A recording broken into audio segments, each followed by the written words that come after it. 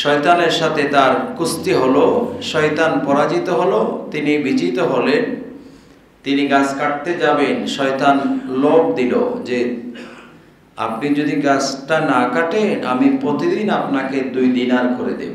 চতুর্থ দিন তিনি আবারও কুড়াল নিয়ে বের হলেন গাছটা কাটার জন্য। শয়তান আবারও বিদ্যের সুরতে আসলো, শয়তানের সাথে ওনার কুস্তি হলো। এবার তিনি আর শয়তানের সাথে পারল না। বনি ইসরায়েলের এক আবেদ ব্যক্তি ছিল, হাদিসে পাকে এই ঘটনা আছে। আবেদ ব্যক্তি, ওনার কাছে গিয়ে এলাকার কিছু মানুষ বলল, ওই জায়গায় লোকেরা একটা গাছের পূজা করতেছে, গাছের পূজা করতেছে, কি করতে পারি আমরা, আপনি একটা ব্যবস্থা গ্রহণ করুন। তিনি ভালো মানুষ ছিলেন, আবেদ মানুষ ছিলেন। তিনি কুড়াল নিয়ে বের হলো, সেই গাছটা আমি কেটে ফেলব, সে গাছ আমি কেটে ফেলবো। কুড়াল নিয়ে বের হলেন। প্রতিমধ্যে শয়তান বিদ্য সেজে ওনার কাছে আসলো, শয়তানের সাথে তার কুস্তি হলো, শয়তান পরাজিত হলো, তিনি বিজিত হলেন।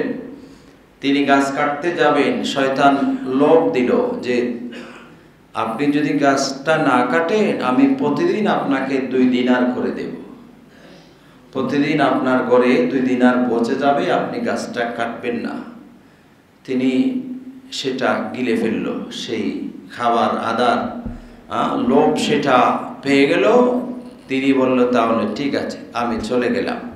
তিনি চলে গেল, 2 দিন দিল 2 দিনার করে, তৃতীয় দিন আর দিল না। তখন চতুর্থ দিন তিনি আবারও কুড়াল নিয়ে বের হলেন গাছটা কাটার জন্য। শয়তান আবারও বিদ্যের সুরতে আসলো, শয়তানের সাথে ওনার কুস্তি হলো। এবার তিনি আর শয়তানের সাথে পারল না, শয়তান বিজিত হলো, সে আবেদ হেরে গেল। কেননা তিনি প্রথমবার এসেছিল শুধুমাত্র আল্লাহর রেজামন্দির জন্য, আল্লাহর ওয়াস্তে, আল্লাহকে রাজি খুশি করার জন্য, দ্বীনের মহব্বতে। আর দ্বিতীয়বার আসছে, তিনাকে যে 2 দিনার করে দেওয়ার কথা ছিল সেটা দেয় নাই, সেই জন্য ক্ষিপ্ত হয়ে তিনি আসছে। সেই জন্য এখন আর তিনি শয়তানের সাথে পারল না, শয়তান বিজিত হলো, তিনি পরাজিত হয়ে গেলেন। সবাই বলুন নাউজুবিল্লাহ। এখানেই হচ্ছে ইখলাস। ইখলাস শুধু আল্লাহকে পাওয়ার জন্য করা, রাসূলকে পাওয়ার জন্য করা, আর কিছুর জন্য না। এটার নাম হলো ইখলাস। ওয়া আখলাসু দীনাহুম লিল্লাহ আল্লাযী ইয়ামালু লিল্লাহ লা ইউহিব্বু আন ইয়াহমাদাহু নাস।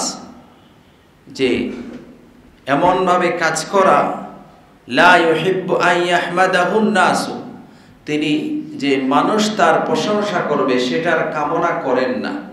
তিনি যা করেন, কিন্তু কারো উপকার করলে যিনি উপকার ভোগী তিনার উচিত যিনি উপকার করেছেন ওনার প্রশংসা করা, ওনার কৃতজ্ঞতা করা, ওনার জন্য দোয়া করা।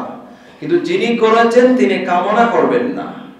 দিন হচ্ছে যিনি উপকার করেছেন, যিনি দান করেছেন, যিনি দিয়েছেন, দাতা যিনি, তিনি সেটা চাইবেন না, সেটা কামনা করবেন না। যিনি উপকার ভোগী তিনি করবেন, এটা ওনার দায়িত্ব। ইখলাস হচ্ছে আল্লাযী ইয়ামালু লিল্লাহ, আল্লাহর জন্য কাজ করা, লা ইউহিব্বু আন ইয়াহমাদাহুন নাস, যে মানুষ সেটার প্রশংসা করবে সেটা তিনি কামনা করেন না, সেটা তিনি চান না। মানুষ সেটার উপরে ওনার প্রশংসায় গা ভাসিয়ে দিবে, বিশাল প্রশংসা করবে, অনেক কিছু করবে, সেটা তিনি কামনা করেন না। সেই খেয়াল ধ্যান তার কলবে থাকে না। তার কলবে থাকে আমি যা করছি আল্লাহর জন্য করছি, এটাই ওনার কলবে হাজির থাকে। আল্লাহর সাথে ওনার এই তাল্লুক থাকবে যে তিনি মানুষ কি বলছে না বলছে এদিকে তিনার কোনো ভ্রুক্ষেপ থাকবে না। এটা হচ্ছে ইখলাস। এইভাবেই যখন আল্লাহকে রাজি খুশি করার জন্য, রাসূলকে খুশি করার জন্য কাজ করা হবে, তখন সেগুলো আল্লাহর দরবারে কবুল হবে। এক একটা ছোট ছোট আমলও কিয়ামতের মাঠে বিশাল সওয়াবের পাহাড় হয়ে যাবে। সবাই বলো সুবহানাল্লাহ।